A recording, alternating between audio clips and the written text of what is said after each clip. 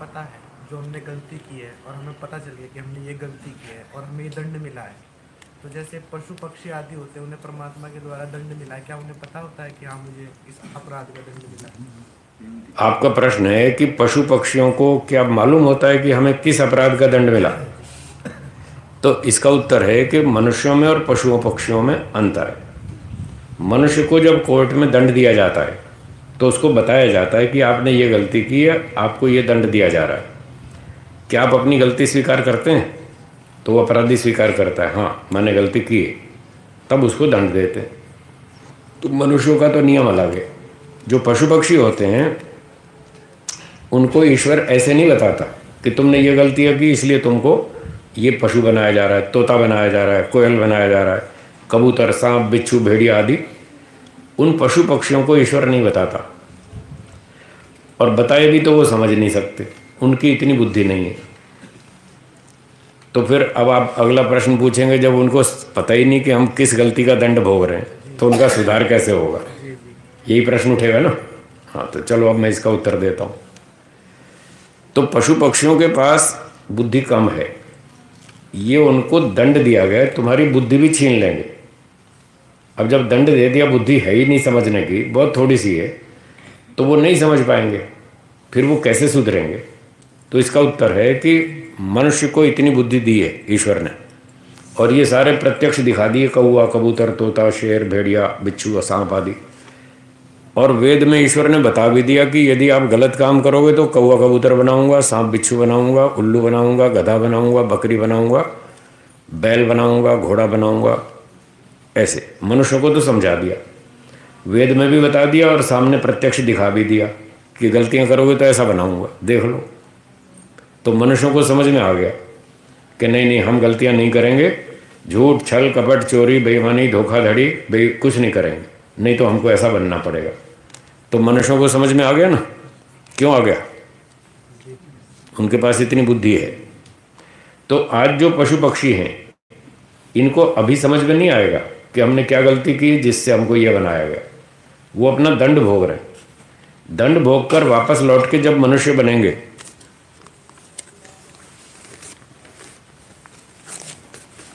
जब वो दंड पूरा करके लौट के मनुष्य बनेंगे, वर्तमान के पशु पक्षी, वो जब मनुष्य बनेंगे तब उनको बुद्धि ईश्वर दे देगा, और फिर उनको भी यही उपदेश देगा कि तुमने घोटाला किया तो तुमको सांप बिच्छू बनाएंगे। फिर वो लौट के जब मनुष्य बनेंगे तब किसी और पशु पक्षी को देखेंगे, तब उनको समझ में आएगी कि हम गलती करेंगे तो हमको ईश्वर पशु पक्षी बना देगा, तो हम गलती नहीं करेंगे, तब उनको समझ में आएगी। मनुष्य बनकर ही समझ आएगी, वहाँ बनकर के नहीं आएगी। वहाँ इतना तो समझ में आएगा कि मनुष्य हमसे ज़्यादा खतरनाक है, ये तो समझ में आएगी।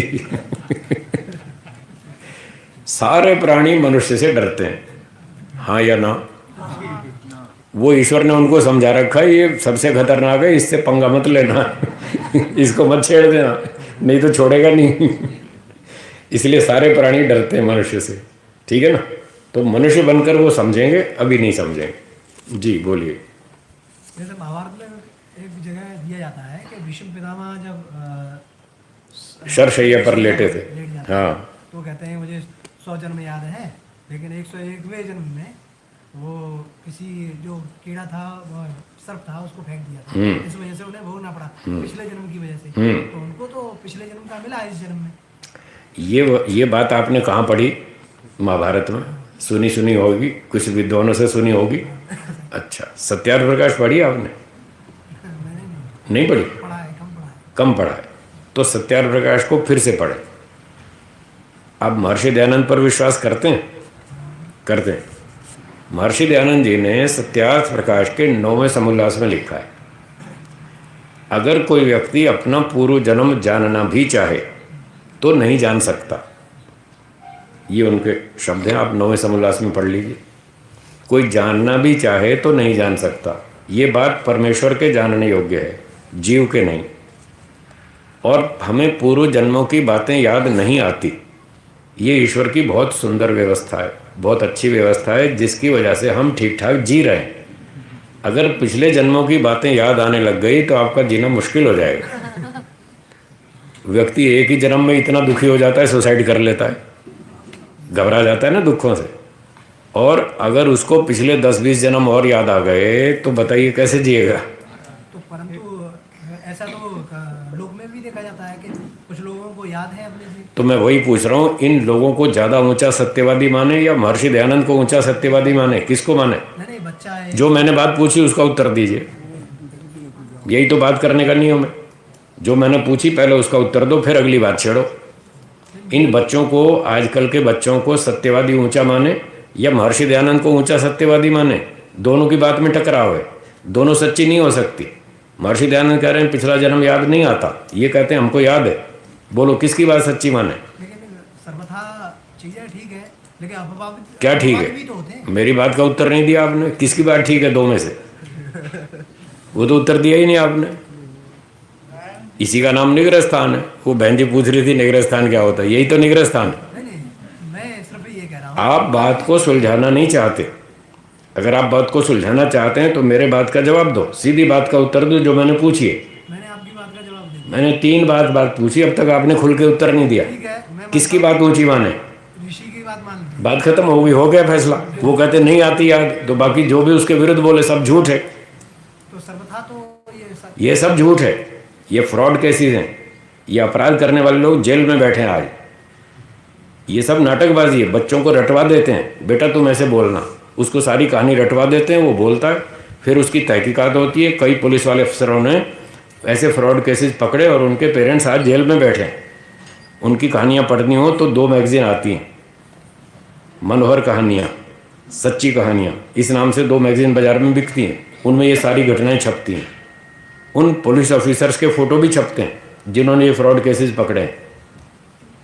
आप तो 5 कहानी जानते हैं, मैं तो 250 जानता हूँ। मेरा तो रोज़ का यही काम है। उसमें भी है एक बच्चा। मैं कह तो रहा हूँ आप 5 कहानी जानते हैं, मैं तो 250 जानता हूँ। मेरा तो रोज़ का यही काम है।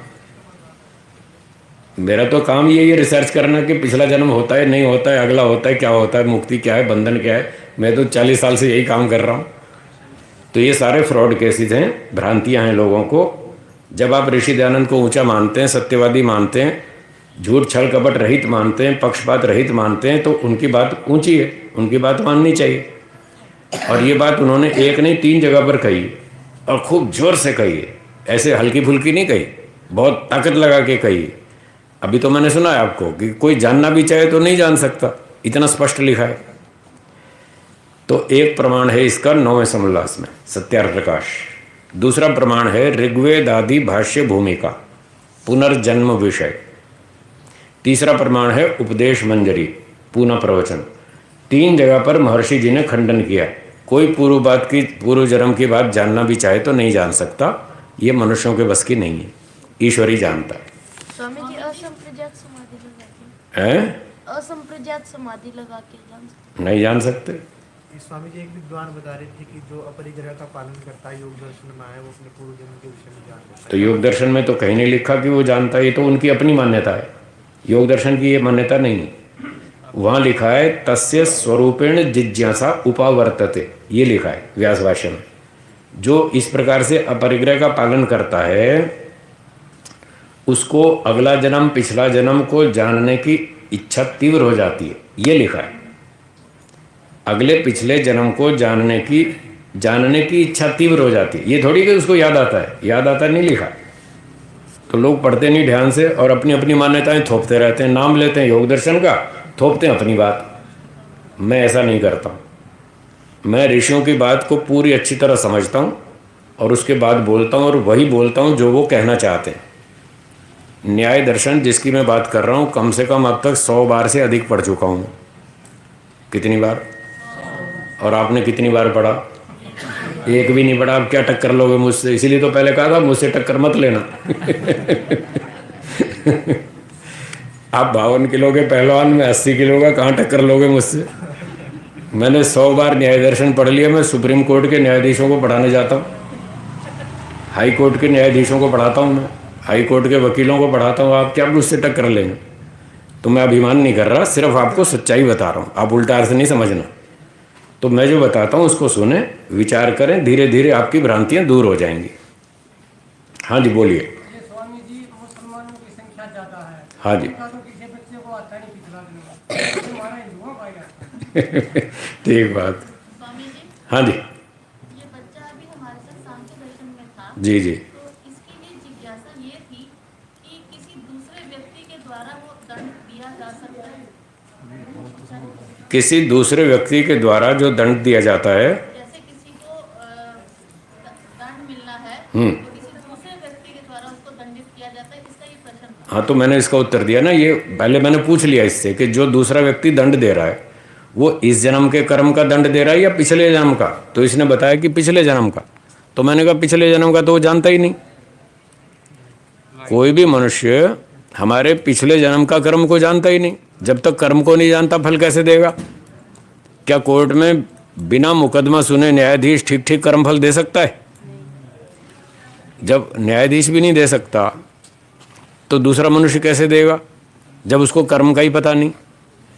कर्म फल के बहुत सारे नियम हैं, उनमें से मोटे मोटे 3 नियम बताता हूं जिससे आपको ये समस्या हल हो जाएगी। पहला नियम, जो व्यक्ति कर्म का फल देता है क्या उसको कर्म की जानकारी होनी चाहिए या नहीं कि मैं किस कर्म का फल दे रहा हूं? होनी चाहिए। तो पहला नियम है कर्म की जानकारी होनी चाहिए, तब वो ठीक फल दे पाएगा। दूसरा नियम, कर्म का तो पता चल गया, भाई इस आदमी ने ये कर्म किया, इतना अपराध किया, ये किया। क्या उसको फल की भी जानकारी होनी चाहिए कि इस कर्म का कितना और क्या फल दिया जाए? फल की जानकारी भी होनी चाहिए। क्या फल की जानकारी भी होनी चाहिए। ये थोड़ा चल रहा है अभी, हल्का हल्का चल रहा है, चल तो रहा है। लाइट चली गई, क्या हुआ है?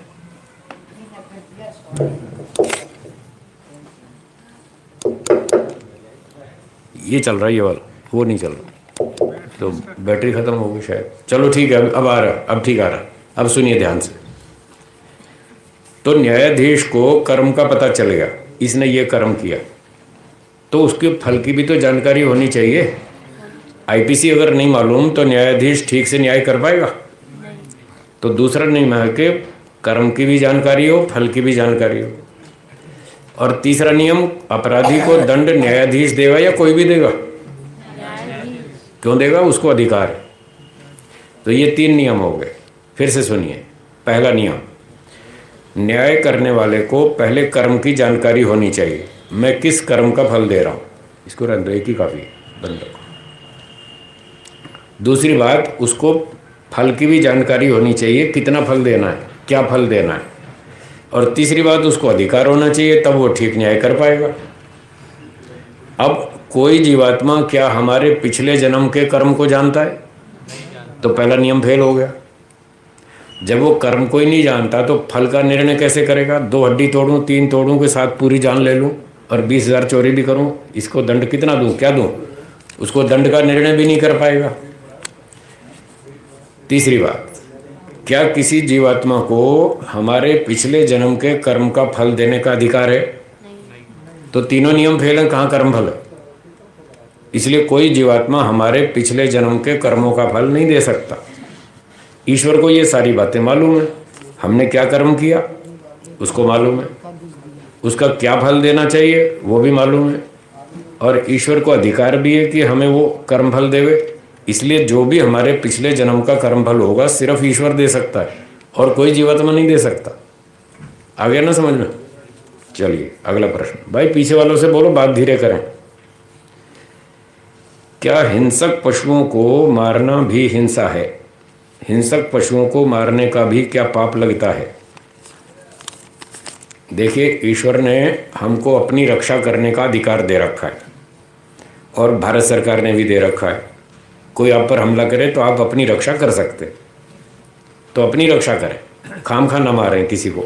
हमला नहीं कर सकते, रक्षा कर सकते हैं। कोई शेर आप पे हमला करता है, आप अपनी रक्षा करो। कोई सांप आप पे हमला करता है, अपनी रक्षा करो। बिच्छू आपको काटता है, आप अपनी रक्षा करो, कोई दिक्कत नहीं है। पर आप खामखा उसको मारें, ये गलत है, ये अधिकार नहीं है आपको। इस प्रकार से आप अपनी रक्षा कर सकते हैं। स्वामी, जैसे कुत्ते हैं जी, वो गौशाला में आके गायों को खाते हैं ये, कौन? मतलब कुत्ते। कुत्ते, हाँ हाँ, तो ठीक। वहाँ उनको मारना पाप लगेगा या उनको सिर्फ हटाना? नहीं, उनकी रक्षा करो। गाय आपकी संपत्ति है, अपनी संपत्ति की रक्षा करो। तो वहाँ कुत्तों को मार भी सकते कुत्तों को पीटो, मारो, भगा दो, और मारना पड़े तो मार भी दो। आप उन पर हमला नहीं कर रहे हैं, आप अपनी संपत्ति की रक्षा कर रहे हैं। रक्षा करने का आपको पूरा अधिकार है, ठीक है ना। अगला प्रश्न है कि मकई में क्या लिखा है? मकई में ध्यान कम लगता है, हैं? क्या प्रश्न है, समझ नहीं आया। किसका लिखा है? आपने लिखा है? किसने लिखा है? मक्की लिखा है, क्या लिखा है? पढ़ना भाई। भक्ति लिखा है, अच्छा मैंने समझा मक्की में ध्यान कम लगता है। भक्ति लिखा है, पढ़ा नहीं गया मुझसे। हाँ, भक्ति में ध्यान कम लगता है, तो इसका उत्तर दे दिया, भक्ति में रुचि कम है। अभी बताया था, जहाँ आपका ध्यान कम लगता है मतलब उसमें रुचि कम है। अपनी रुचि बढ़ाओ, भक्ति में रुचि बढ़ाओ, भक्ति में ध्यान लगेगा। भक्ति में रुचि कम क्यों है? इसलिए कम है कि आप ईश्वर का मूल्य कम जानते हैं। हाँ, लाभ मालूम नहीं है, इसलिए रुचि नहीं है। अच्छा, पैसे कमाने में रुचि है या नहीं? देखो पैसे कमाने में बहुत रुचि है, उसमें खूब मन लगता है, टीवी में खूब लगता है, क्रिकेट में खूब लगता है, गप मारने में खूब लगता है, शॉपिंग में खूब मन लगता है, क्योंकि उसमें रुचि है। रुचि क्यों है? उसका लाभ मालूम है। खाने पीने में बहुत मन लगता है, क्योंकि उसमें रुचि है। रुचि क्यों है? उसका लाभ मालूम है। ईश्वर में रुचि नहीं है, भक्ति में रुचि नहीं है, क्योंकि उसका लाभ नहीं मालूम। तो बैठ करके ईश्वर के गुणों का चिंतन करें, ईश्वर का लाभ समझें। जब ईश्वर का लाभ आपको समझ में आ जाएगा तो आपकी रुचि बन जाएगी। जब रुचि बन जाएगी तो भक्ति में मन टिकेगा, हमारी गारंटी, ठीक है। अगला प्रश्न है, स्वामी दयानंद जी को विष दिया गया उनके पाचक रसोइये द्वारा। इसमें क्या ऋषि दयानंद का वह भोग था या पाचक का कर्म? तो इसका उत्तर अभी बता ही दिया विस्तार से। अगर स्वामी दयानंद जी का पिछला कर्मफल माने तो क्या पाचक जानता था इन्होंने कौन सा अपराध किया जिसका फल दे रहा हूँ? नहीं जानता, तो कर्मफल नहीं हुआ, तो उनका भोग नहीं था। ये पाचक का अपराध था, जगन्नाथ का अपराध था, जो उसने उनको जहर दिया, अपने स्वार्थ के लिए दिया, उसका दंड मिलेगा। विद्या ग्रहण करते समय कभी कभी निरंतरता नहीं बन पाती, अशांति का अनुभव होता है। इसका क्या कारण और इसका समाधान बताएं, तथा निरंतरता बनाए रखने का उपाय बताएं। तो जिस कारण से आपका मन उखड़ रहा है विद्या पढ़ते समय, पहले उस कारण को आप ही ढूंढेंगे, मैं थोड़ा ढूंढूंगा। कारण तो आपको पता होगा कि मन क्यों नहीं टिक रहा है। कोई घटना ऐसी हुई, कोई गड़बड़ हुई जिससे आपका मन उखड़ रहा है, पढ़ाई में पूरा नहीं टिक रहा, तो बैठकर एकांत में उस कारण को ढूंढें, उस कारण को दूर करें। बोलिए, कारण अभावात कार्य अभावः। ये सूत्र है वैशेषिक दर्शन में महर्षि कणाद जी का। वो कहते हैं जब भी कोई आपकी समस्या हो उसका कारण ढूंढो और उस कारण को हटा दो, आपकी समस्या हट जाएगी। तो पढ़ाई में मन क्यों नहीं लग रहा? कोई ना कोई बीच में खटखट हो रही है, उस खटखट को ढूंढो, ये कहाँ गड़बड़ हुई जिसकी वजह से मेरा मन बार बार उधर जा रहा है। तो कारण पकड़ो, उस कारण को दूर करो, फिर शांति से मस्त होकर पढ़ाई करो, खूब आपका मन टिकेगा। चाहे पढ़ाई करनी हो, चाहे व्यापार करना हो, चाहे ध्यान करना हो, कोई भी काम करना हो, वो जो बीच में गड़बड़ हो रही है उसको दूर करें, फिर आपका मन उस कार्य में टिकेगा। मोक्ष की अवधि कितनी है? इसकी अवधि है, मेरे साथ बोलिए, 31 नील,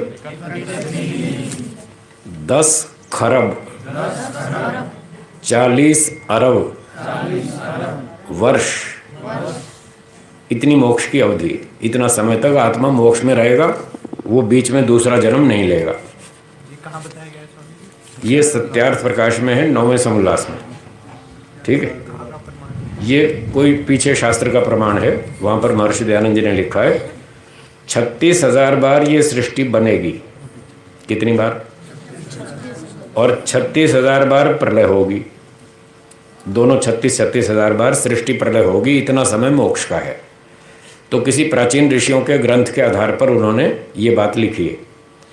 एक बार सृष्टि के बनने चलने का समय है 4 अरब 32 करोड़ वर्ष। कितने? और इतना ही समय प्रलय का भी है, 4 अरब 32 करोड़ वर्ष, दोनों बराबर। जैसे दिन और रात्रि 12-12 घंटे की बराबर है ना, ऐसे सृष्टि और प्रलय 12-12 घंटे की बराबर। तो अब एक बार सृष्टि बनी और बिगड़ी तो कितना समय हुआ? 8 अरब 64 करोड़। अभी 36,000 बार रिपीट होगा तो 8 अरब 64 करोड़ गुणा 36,000, तो टोटल संख्या इतनी आ जाएगी 31 नील 10 खरब 40 अरब वर्ष। ये लिखा है। फिर लौट के मनुष्य बने, वापस आके पहला जन्म मनुष्य का। हम जी मोक्ष में जाते हैं जब, तो कर्म फिर भी बचे रहते हैं। हाँ जी, कर्म बचे रहते हैं। मोक्ष में जाने पर भी कर्म बचे रहते हैं। उन बचे हुए कर्मों का फल भोगने के लिए ही वापस आते हैं। नहीं तो जब वापस आएंगे तो अगर बचेंगे नहीं तो फिर शून्य, तो शून्य तो फिर शरीर नहीं मिलेगा। ईश्वर मुफ्त में तो देता नहीं। जब लौटेंगे मोक्ष से तो शरीर मिलेगा, तो शरीर तो कर्म का फल है, इसलिए ईश्वर कर्म बचा के रखता है। आप भविष्य के लिए पैसे बचाते हैं, नहीं बचाते हैं? आप बचाते हैं तो ईश्वर नहीं बचाएगा। आपके लिए बचा के रखेगा। भाई आओगे लौटोगे तो इन कर्मों का फल दे देंगे। भाई समय को भी ध्यान रखो, समय पूरा हो रहा है। हाँ बोलिए। स्वामी जी, जैसे स्वामी दयानंद जी खूब ब्रह्मचर्य का पालन किए, ठीक है, ऐसा व्यायाम किए, ठीक है। तो उनका फल बचा होगा कि और दिए? बचा है, बहुत सारा बचा है। फिर वो उसी के आधार पर लौट के मिलेगा, लौट के मिलेगा। जब भी जो भी बचा है बाद में मिलेगा।